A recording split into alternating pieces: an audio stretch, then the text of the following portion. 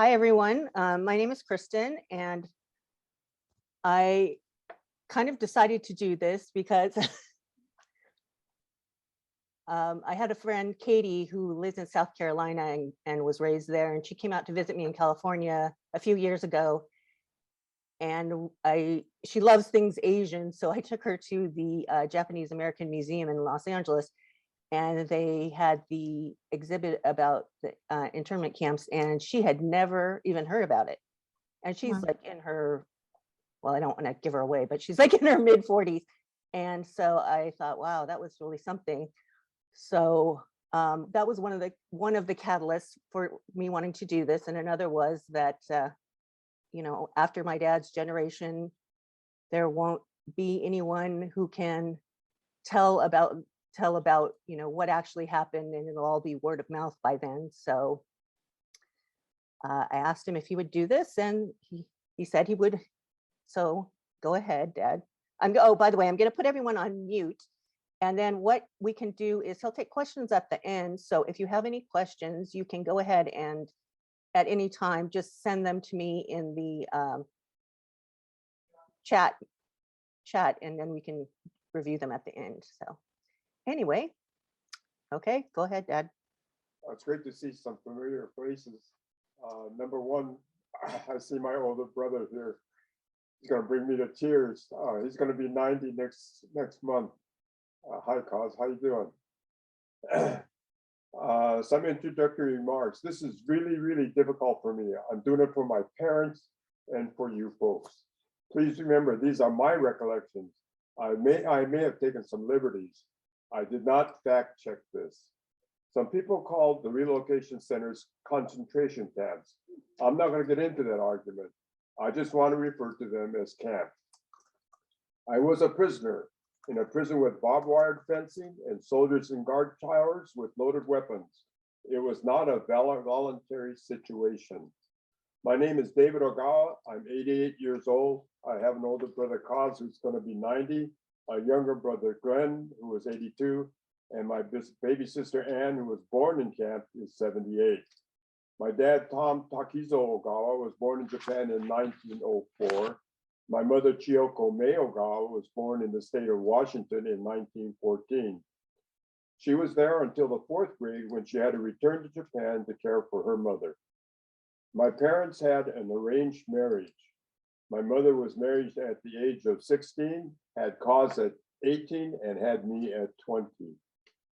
Prior to World War II, we lived at 2606 Sunset Boulevard in Los Angeles, California. Actually, we like to call it Hollywood. My parents owned a little market. We carried a lot of food items, but we're known for having good, fresh fruits and vegetables. Every morning, my dad would drive his truck to the wholesale market downtown to pick up the fresh goods for the day. We had a good clientele and we're making a decent living. We are living the American dream. Heck, we even own 2 cars, a pickup truck and a sedan. And then the war broke out, December 7th, 1941.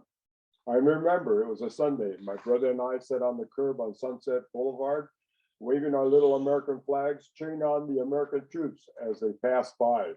Convoy of military vehicles after convoy of military vehicles were going west toward the Pacific, and I assumed to the far east. They kept coming and coming. We sat there for hours and hours.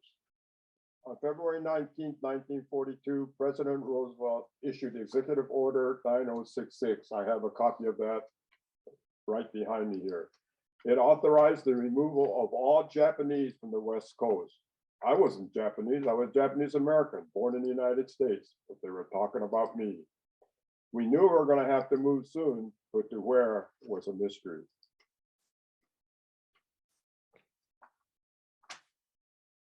Uh-oh. Someone put these out of order. It wasn't me.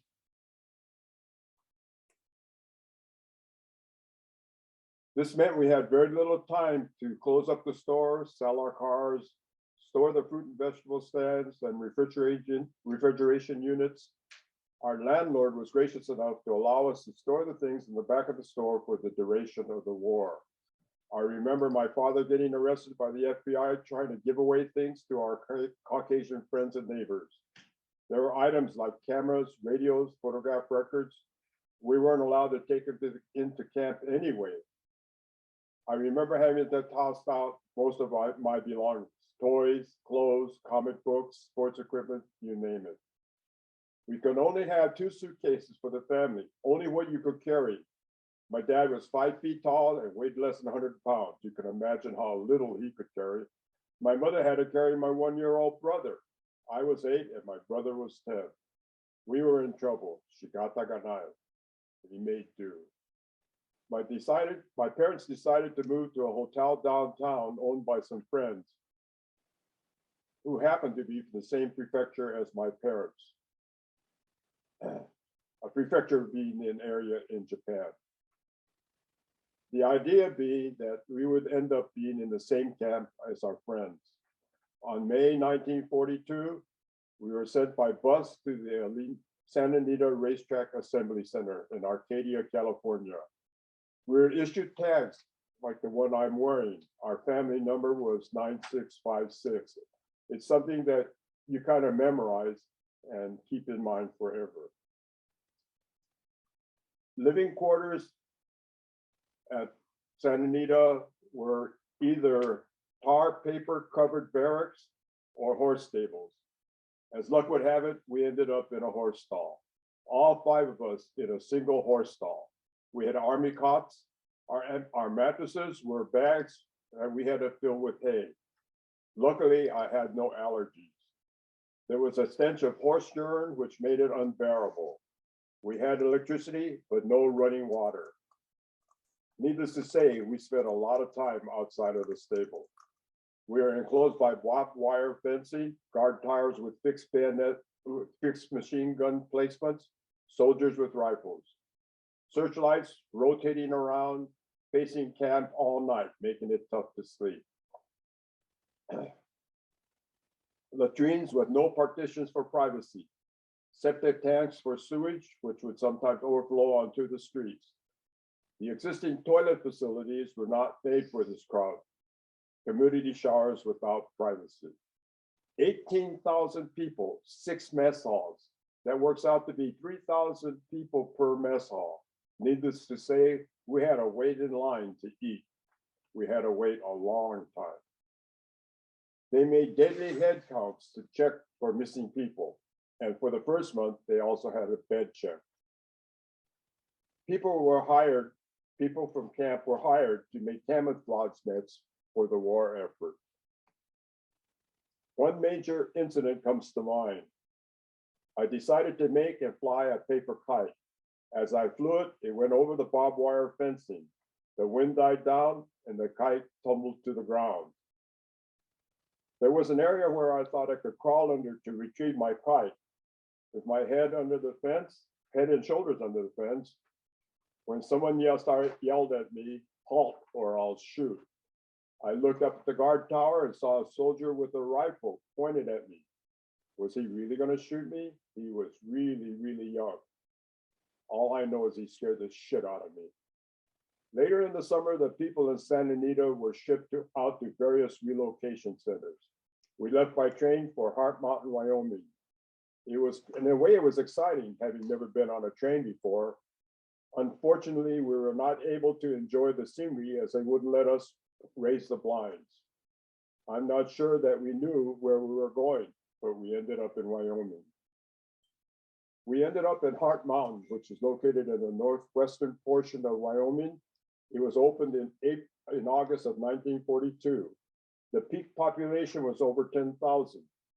The whole project had 40,000 acres. The camp itself had 1,500 acres. Elevation was 4,600 feet, which is kind of high for an LA kid. Maximum temperature was 100 degrees. And according to a fact sheet that was given to us at a post-war gathering, they stated that the minimum temperature was 40 degrees below zero. I'm not sure it was that cold, but it was below freezing. 65% of the people were from California, 47% were from Santa Anita. So at least we had some friends and acquaintances in camp with us. Housing, again, consisted of tar paper covered barracks, no insulation. The only, what they would do is they would frame a house using 2x4s, and then they would just attach tar paper on it. There was no insulation. If you poked a finger through the tar paper, you could see the outside. There were over 700 barracks divided into 30 blocks. Each block had 2 sections of 12 barracks. Each section had its own mess hall, rec hall, shower area, latrine, and laundry area. Here again, there was no privacy in the toilet area. We could have wiped each other's butts. Gang showers with no partitions. Each barrack had 6 units. With 5 in our family, we were assigned one of the 2 largest rooms in our barracks. My address was 2222B. That was block 22, barrack 22, unit B. Our room was a whopping 20 feet by 20 feet with a couple windows and a pop belly stored in the middle. No partition, just 5 army cots. At least the mattresses weren't filled with hay. Being from Southern California, we didn't have any heavy jackets. They issued us some pea coats, kind of like the ones the Navy used to wear. They were used and ill-fitting, and the older guys managed to take care of the needs of their families, and we got the leftovers. I mentioned potbelly stove. They would periodically dump some coal at the other end of our block. Here again, the older boys took the bigger pieces and we got the leftovers. There were no buckets, so it's all you could carry in your hands. I remember being reprimanded by my dad for not being able to fight for larger pieces. School was in block 25. I spent my 3rd, 4th, and 5th grade in camp. In the LA Unified School District, we had twice-a-year graduation. I had completed the first half of 3rd grade in Los Angeles. Hart Mountain provided only once-a-year graduation, which meant that I had to repeat the first half of 3rd grade again. I was labeled a dummy for having to repeat the first part of 3rd grade. It made me older than the other kids in my grade, which impacted me the rest of my school career.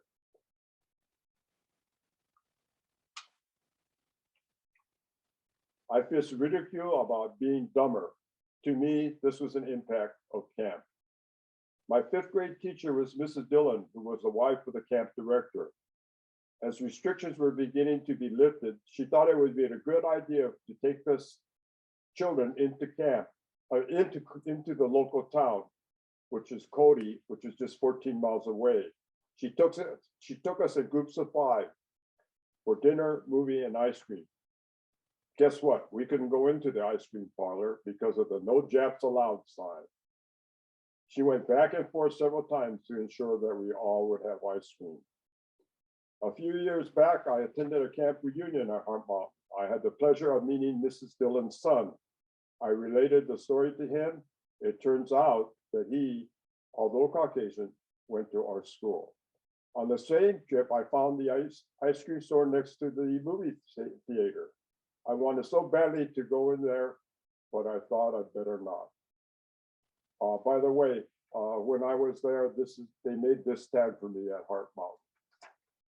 The duplicate tag. Mrs. Dillon was a wonderful teacher and role model. It was the only time in my 3 years of being incarcerated that I was outside the barbed wire fence which surrounded the camp. Initially, when we first got there, we ate together as a family. Eventually, my father got a job at the mess hall. My older brother and I would play all day long and go eat with our buddies without our parents. We played until dark, came home, listened to the radio, went to bed. We listened to all the popular radio shows, The Lone Ranger, Jack Benny, Dick Tracy, and even listened to the news with Gabriel Heater, for those of you that are old enough to remember him. Amongst other shows was the hit parade. Ironically, Don't Fence Me In was #1 on the hit parade for several weeks running. I couldn't believe it. I played on the Block 22 softball team for my age group. We won the camp championship. Boy, was I proud. I remember hitting a home run, but guess what? It was just a line drive down the first baseline. My brother and I were both involved in scouting. We were forced by my dad to go to the Buddhist church. We celebrated Christmas. Not much though. Got a stocking with an orange in it and a gift from some folks outside of camp. The Quakers were very, very instrumental in trying to make things better for us in camp. My mother was forever thankful for their efforts. The only good thing about camp was that my baby sister was born there. It must have been an immaculate conception because there was zero privacy, plus my parents never did have sex. There were 550 children born in camp. The war is over. We were elated, cheering, waving flags, celebrating. My mother warned me though, don't make too big a deal about it. There are some older folks who may not have been as happy, probably having allegiance to Japan and everybody having family in Japan. During the fall of 1945, we relocated back to Los Angeles area. They put us up in trailer parks. Initially, we were located in Lomita, which is near Torrance, California. I went to Walteria Elementary School, which was a mile from the trailer. We had to cross Pacific Coast Highway to get to school. Quite dangerous as there were no crosswalks or signals. When they closed down the Lomita location, we were moved to a trailer park in the Burbank area, next to the Burbank Airport. I graduated from elementary school there. Finally, during the summer of 1946, we moved into a house across from Fauché Junior High School. Not much of a house, but better than a barrack or a trailer. The area was racially mixed. Initially, I encountered a lot of racial verbal attacks. A neighborhood acquaintance or a neighbor guard would physically challenge anyone who would hassle me. I was forever indebted to him. Many others in the area defended us. When school started in September, the verbal abuse was minimal. We finally had an occasion to go back to our Sunset Boulevard store. I think my father had the expectation that someday after camp, he'd own the store again. My father had expected to find everything intact. When we got there, the room was bare, nothing. My father broke down. He was a broken man. I don't think he ever got over that. He was never the same. It turns out that pressure was put to bear on our former landlord as being a jack lover. Afraid of physical harm, he got rid of everything. I think my parents understood his situation. Camp affected me in many ways. Uncharacteristically, my dad gave us a choice of what church to attend. You've been to Christian church before the war and Buddhist church during the war. I wasn't going to go to hell, so you know which religion I chose.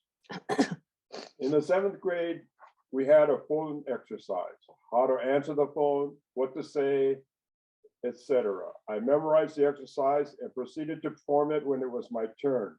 After I finished, Mrs. McPherson said, "David, don't you think it would have been better if you'd have picked up the receiver?" I was scarred for life, not ever wanting to recite or speak up in class again. People laughed at me and called me dummy. I blamed this on camp. Before the war, we had a phone. There were no phones in camp. How many other things were impacted by my having a face like the enemy? I graduated from Fauché Junior High School and Manual Arts High School. I had a good public education and experience. I played sports, joined clubs, the whole 9 yards. After high school graduation, I was accepted at UCLA, but decided to attend Los Angeles City College for a year. And then I got drafted into the Army. When I registered for the draft, my mother told me that my name wasn't David. The name on my birth certificate was Hideshi Ogawa. What a blow for someone to try that was trying to fit in. I ended up with an alias, Hideshi Ogawa, also known as David Ogawa. That was on my Army card. We were given American names by our landlord prior to the war. My parents did not assign those names to us because they thought that when we got older that we could choose our own name. We were so poor that we didn't have a car until I was out of the Army. While in the Army, I sent most of my paycheck home thinking that I'd have enough to buy a car when I got out. The money we used for feeding the family. We were the last family I know of to own a TV. All of this because of the war. I feel that the US government took 5 years of my life. After finishing my tour of duty, I went back to college and graduated from UCLA majoring in mathematics. I went on to teach mathematics at high school and community college level for over 50 years. In the mid-1980s, I was asked to speak at our high school regarding the World War II experience. In order to give a more factual presentation, I decided to interview my parents. I made them cry. Over the years, they would relate incidents that happened in camp, but they never ever spoke about their feelings or their thoughts regarding camp. I asked them a lot of questions and they answered tearfully. They never spoke ill of the US government. They loved America. My father became a naturalized citizen and my mother regained her citizenship. In 1998, the US government made an official apology to us and gave each of us $20,000. The big catch was that you had to still be alive. All those that passed after camp and were not alive on that at this time did not get their $20,000. It was not passed on to their heirs. I think my mother thought that by accepting the money, it would let the government off the hook for what happened. She gave her money away. This was not going to give me back what I lost. Please don't feel sorry for me. I told you things for a matter of information, not for sympathy. In a way, for us kids, camp was fun. Play all day, eat with your friends at the mess hall, play some more. There was very little parental supervision. There was nowhere to do. There was nowhere to go. But please feel sorry for the people like my parents who lost so much, living their lives with guilt, shame, lack of self-worth, etc. My parents were the ones who lost everything. It took them years to get back on their feet.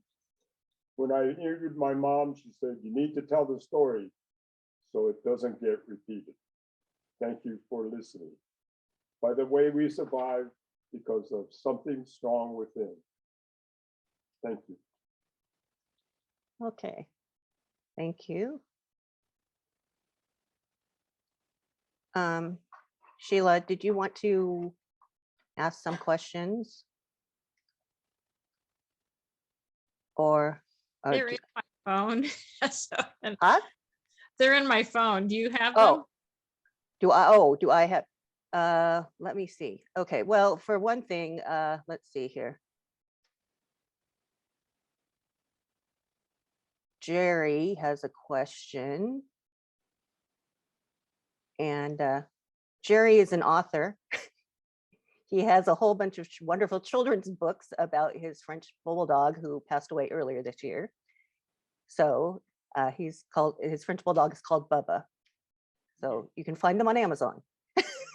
I'll take my royalties later. Okay. He said, thank you for sharing your story. Do you still fear being taken away and imprisoned? And how have you dealt with that fear over the course of your life? Could you repeat that? Sure. He said, do you still fear being taken away and imprisoned? And go ahead. No, I don't. You know, I've often thought about that, you know, if this relocation thing were to come to pass again, they'd play hell getting me to go. You know what I mean? I just, things are different now. I think that there would have been a backlash from a whole lot of people, not just the Japanese. Okay. So no, I don't think, I don't worry about it. I hope it doesn't, you know, I hope it doesn't happen. Okay. Let's see.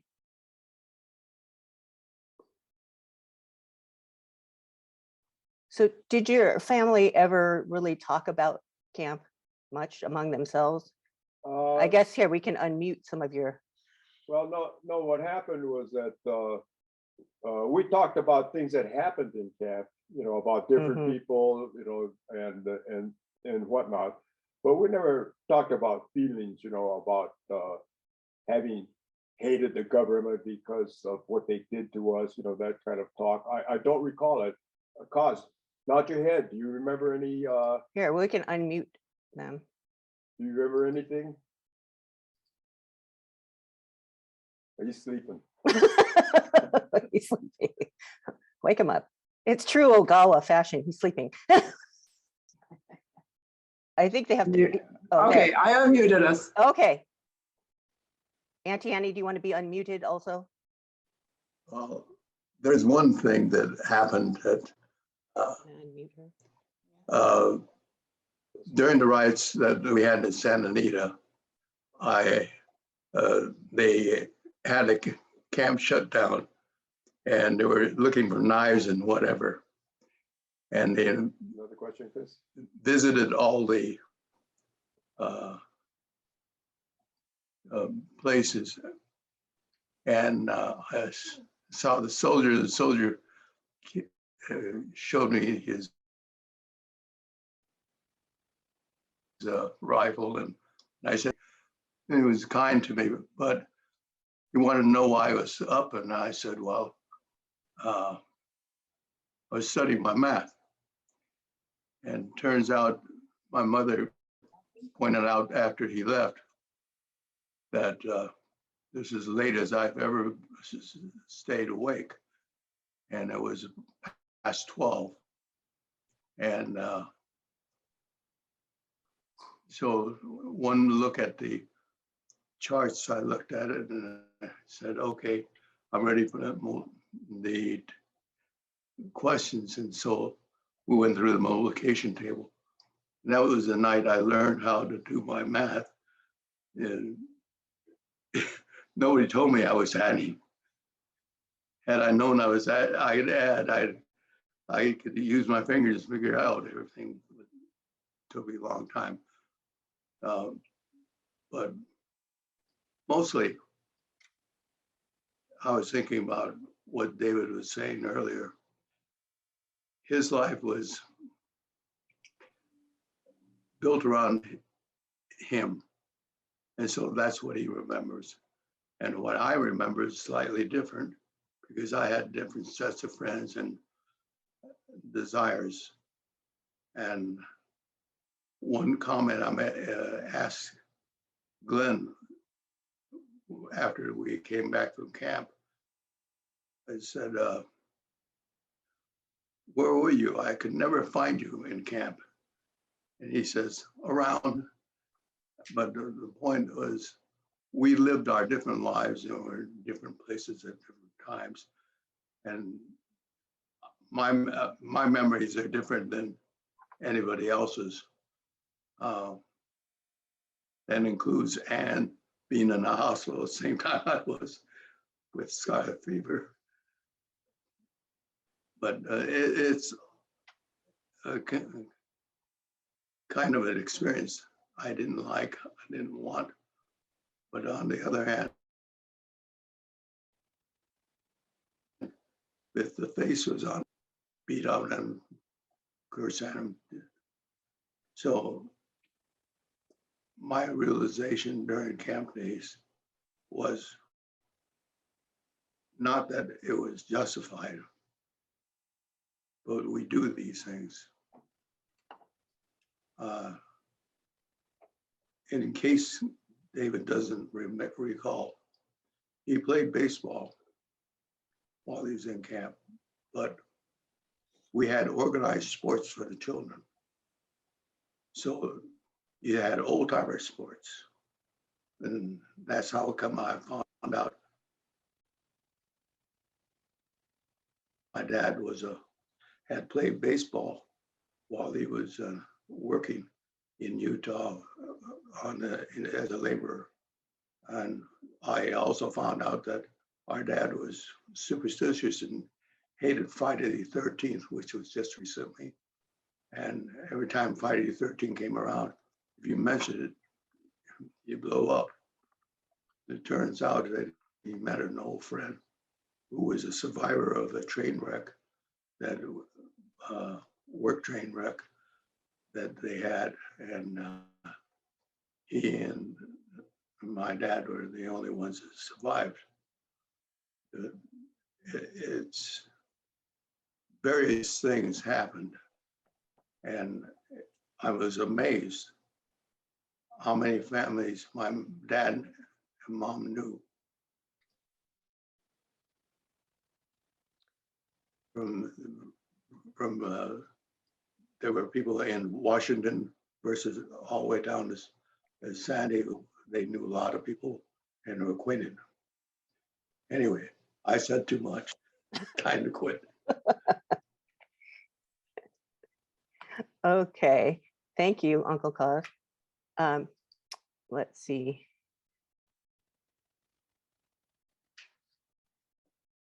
Okay, the next question is, was there any reason that your family got sent to Heart Mountain? It was considered for rebels. Because her husband's grandparents' family was there. It wasn't for rebels. Say something. Tule Lake was for the no-nos. What? I don't Tule think Lake Hard Mountain was considered a camp for rebels. Carol, The Carol, one- Carol speak to that.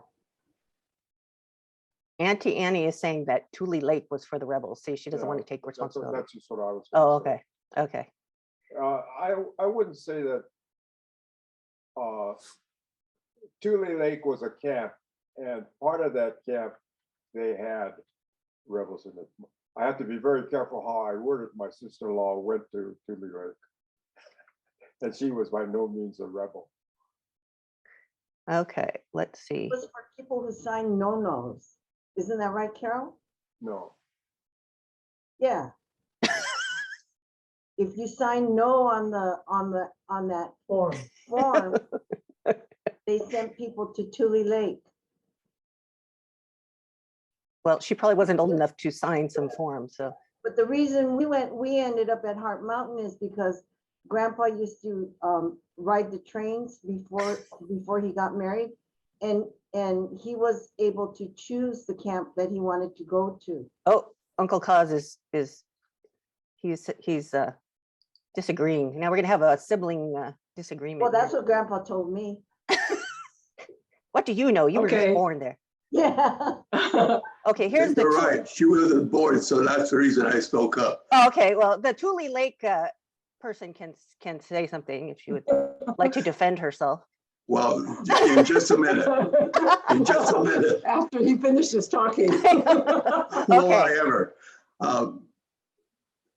I don't know that David recalls, but we have moved downtown to First Street, right by the old police station.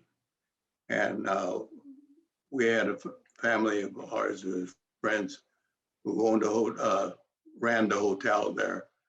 And in order to go wherever they were going to send us with our friends, we migrated downtown. So we moved downtown, and a lot of our friends that moved into the same place.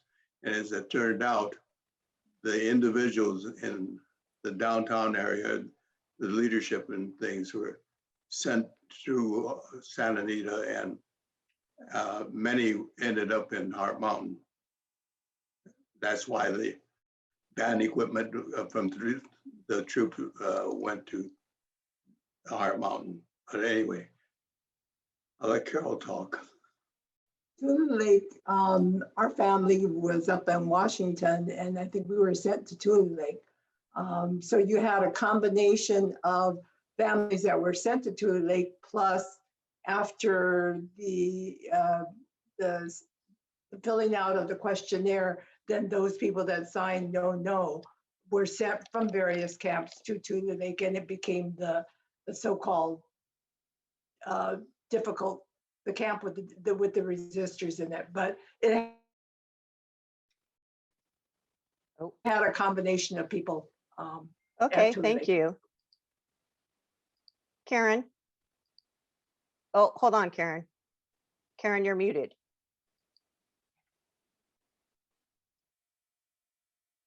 Okay, Karen, can you? Can you hear me? Yes, thank you. My family was also incarcerated over at Tule Lake, but they're from Placer, California, which is in Northern California. And while they were there, they had the questionnaire. And my father was in the service already. He was a GI already serving. So the family, you had the questionnaire and stuff. It was hard for them to be there because of that. And the other side of my family, which was in Jerome, they wanted to go back to Japan. So they were sent to Tule Lake and met up with the other side of the family. But they didn't go back because the family was told that they're starving and there's famine and illness in Hiroshima. So they never went back. Okay, thank you. Okay, Dad, Jody is wondering if you've seen George Takei's Allegiance. Did you see it? Did I see what? George Takei's Allegiance. That show? Yeah, I think I did see it, yeah. Oh, because she was wondering how, George and I went to UCLA together. if she was wondering if did you think the story matches up with your experience or? Well, everybody has their own take, It's just like my brother and I and my sister, we all have our thoughts and whatnot. And,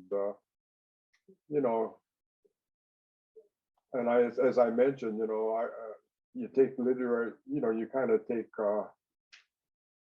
you bend the truth to, it may or may not be true. It may not have happened kind of a thing, and you kind of embellish it as it goes through the years and whatnot. So I don't know. Each guy tells a story, I don't think that I could call anybody a liar when they tell me something about Kent, because it's the way that they recall it. Okay. I think he's done a lot for the Japanese community, even though a lot of it was as a Star Trek character. I think he's helped the Japanese cause, so to speak. Okay. Let's see.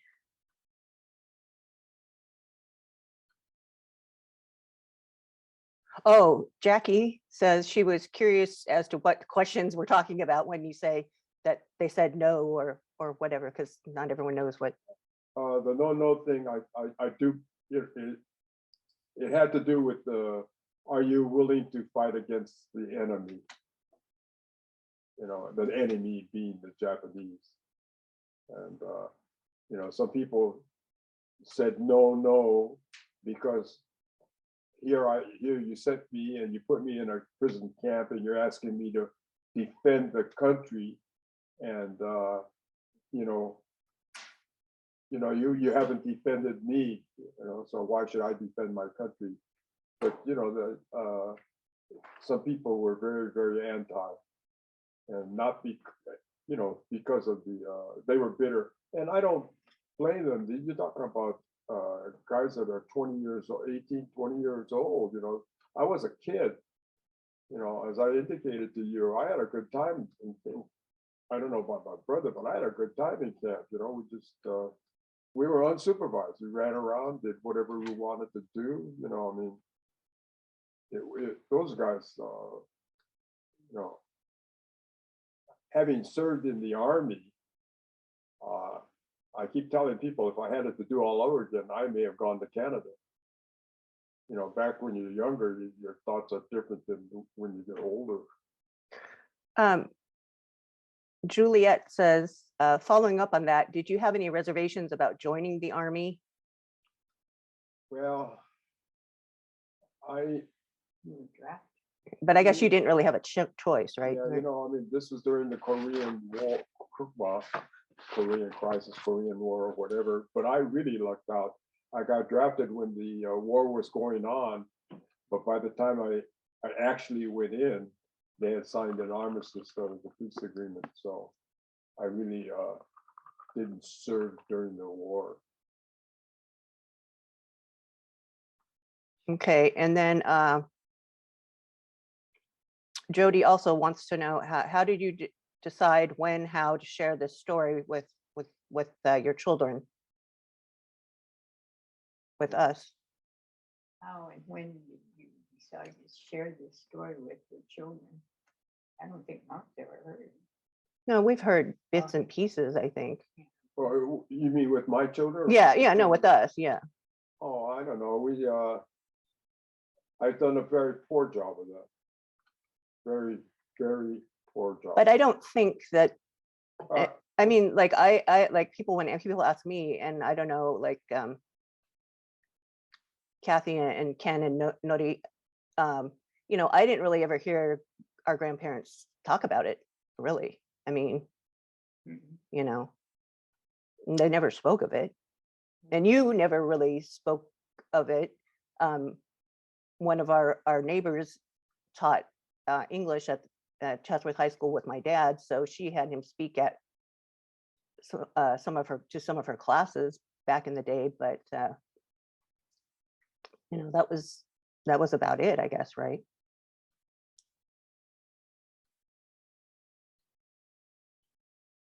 So, well, if no one has anything else, I guess we will say thank you so much for joining us. I appreciate it.